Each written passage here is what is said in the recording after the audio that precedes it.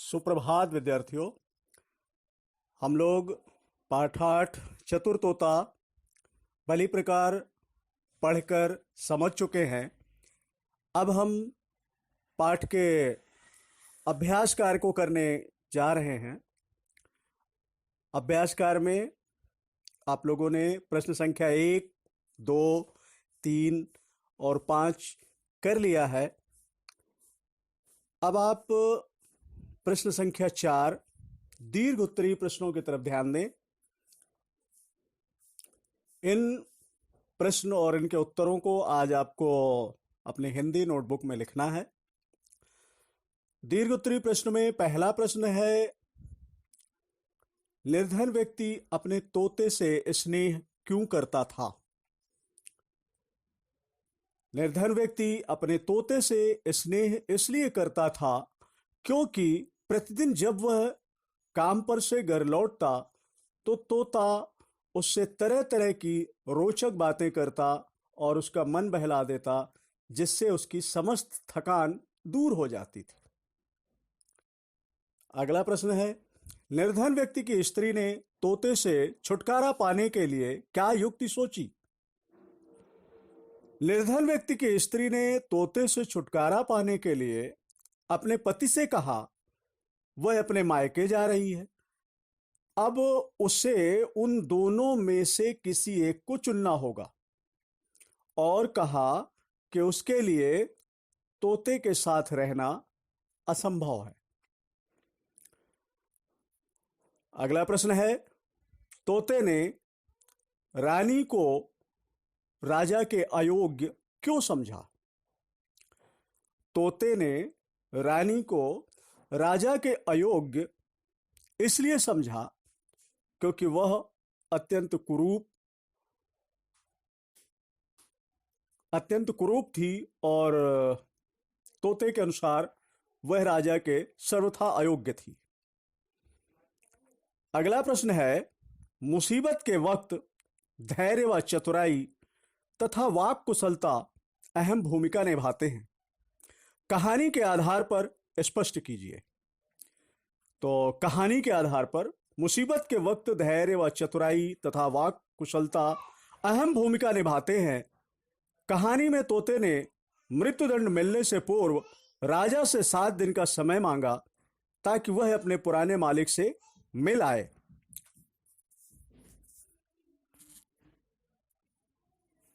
इस प्रकार दीर्घ उत्तरीय प्रश्नों के उत्तर लिखने के बाद आप लोग भाषा बोध प्रश्न संख्या 6, 7, 8, 9, 10, 11, 12 को करेंगे।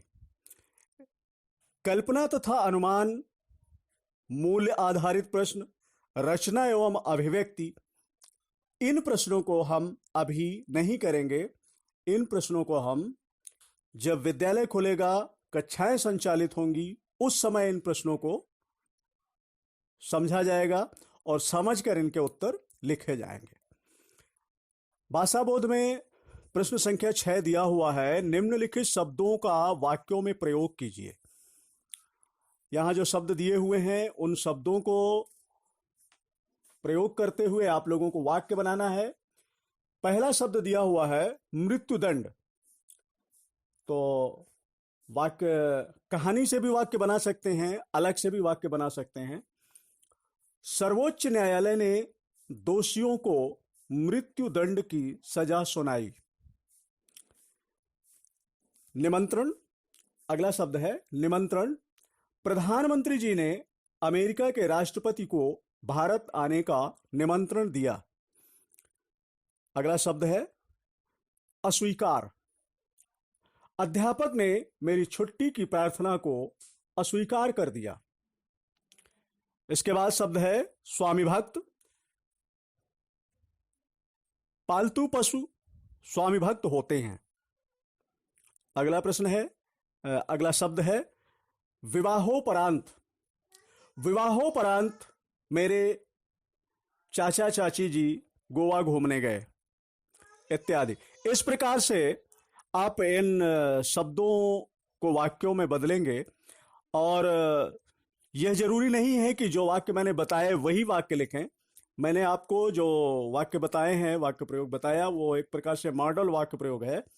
आप लोग अपने अनुसार दूसरे वाक्य बना सकते हैं।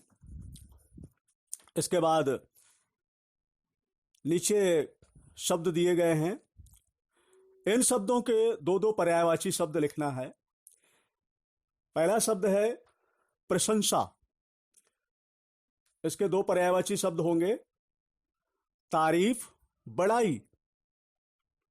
अगला शब्द है निर्धन। इसके नहीं, पर्यायवाची शब्द में अगला शब्द है, प्रशंसा के बाद अगला शब्द है चतुर। तो चतुर शब्द के पर्यायवाची होंगे कुशल, होशियार। इसके बाद स्वर्ग। स्वर्ग शब्द के पर्यायवाची शब्द होंगे देवलोक, सुरलोक। स्वर्ग के बाद शब्द है शत्रु। शत्रु शब्द के पर्यायवाची होंगे दुश्मन, अरि। शत्रु के बाद अगला शब्द है तोता। तोता शब्द के पर्यायवाची होंगे सुग्गा, सुक, सुक। अगला शब्द है अनुनय। अनुनय शब्द का पर्यायवाची शब्द होगा प्रार्थना, निवेदन। इसके बाद कुछ शब्द दिए गए हैं, उन शब्दों का विलोम बताना है। प्रश्न संख्या 8 में देखेंगे। इन शब्दों का विलोम बताना है। चतुर का विलोम मूर्ख, निर्धन का विलोम धनवान, निश्चय का विलोम अनिश्चय, सहमत का विलोम असहमत, क्षुब्ध का विलोम अक्षुब्ध, स्वादिष्ट का विलोम अस्वादिष्ट, और दूरस्थ का विलोम समीपस्थ, प्रशंसा का विलोम निंदा, दयालु का विलोम क्रूर। तो इस प्रकार से इन शब्दों के विलोम शब्द हैं।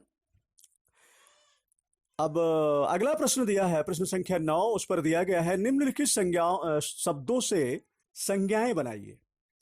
तो निर्धन, निर्धन से आपको संज्ञा बनाना है। तो निर्धन से संज्ञा बनेगी निर्धनता। क्रुद्ध, क्रुद्ध से संज्ञा बनेगी क्रोध।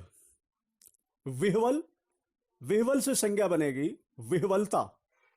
चेतन, चेतना से, चेतन से संज्ञा शब्द बनेगा चेतनता या चैतन्य। कुरूप, कुरूप से संज्ञा शब्द बनेगा कुरूपता। नियंत्रित, नियंत्रित से संज्ञा शब्द बनेगा नियंत्रण। अगला प्रश्न है 10वां प्रश्न। इस पर दिया हुआ है निम्नलिखित शब्दों से विशेषण शब्द बनाइए। दिन, दिन का विशेषण शब्द होगा दैनिक। निश्चय से विशेषण शब्द बनेगा निश्चित। स्वाद से विशेषण शब्द बनेगा स्वादिष्ट। प्रशंसा से विशेषण शब्द बनेगा प्रशंसित या प्रशंसनीय। दंड से विशेषण शब्द बनेगा दंडित या दंडनीय। स्वीकार से विशेषण शब्द बनेगा स्वीकार्य। इसके बाद 11वां प्रश्न है, नीचे लिखे मुहावरों के अर्थ लिखकर उन्हें वाक्यों में प्रयुक्त कीजिए। देखिए, अभी प्रश्न संख्या 6 में था निम्नलिखित शब्दों का वाक्यों में प्रयोग कीजिए।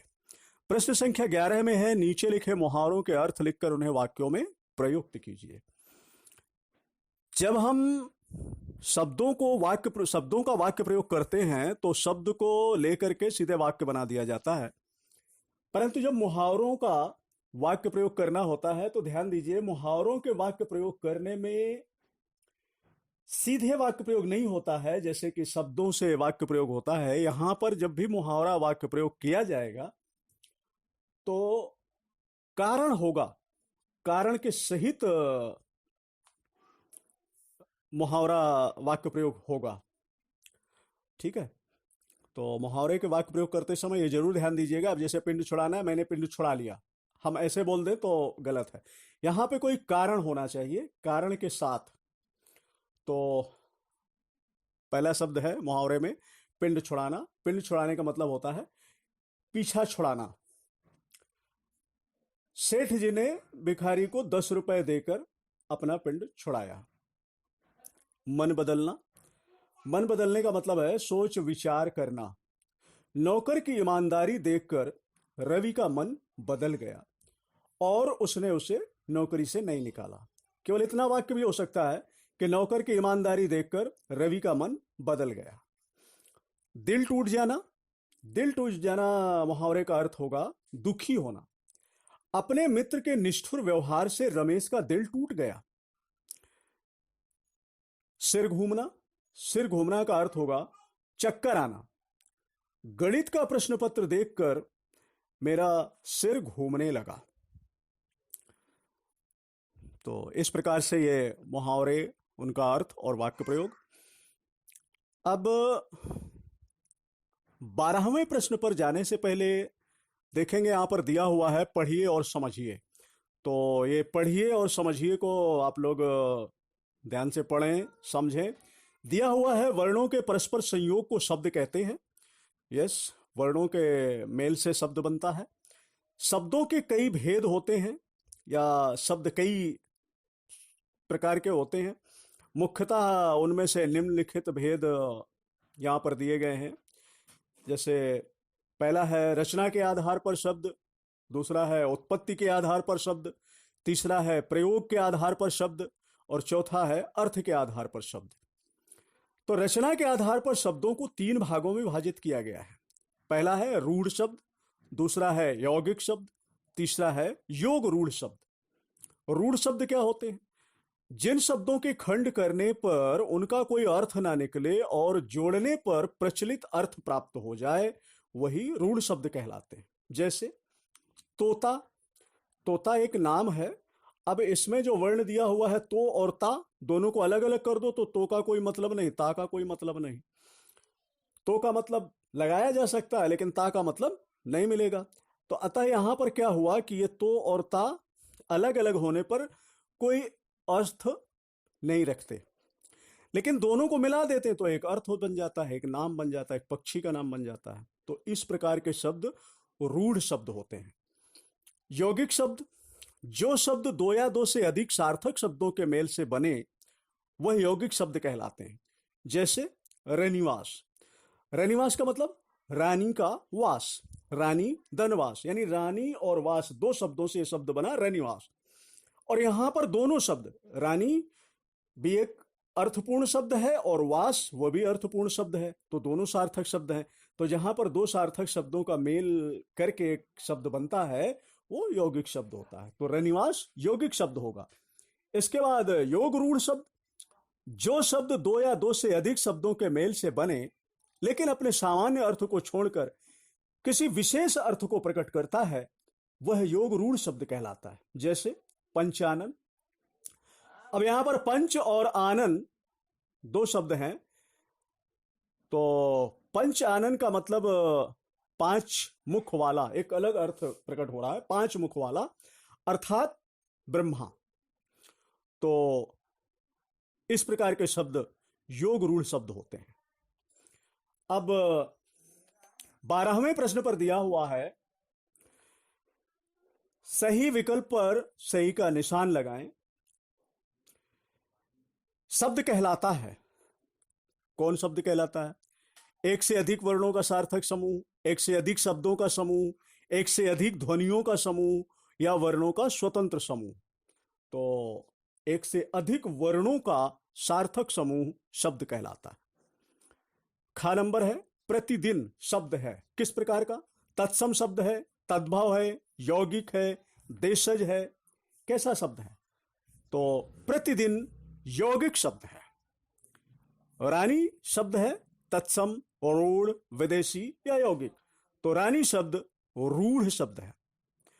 त्रिलोचन शब्द है, विदेशी, संकर, योग रूढ़ या रूढ़, तो विदेशी योग रूढ़ शब्द है।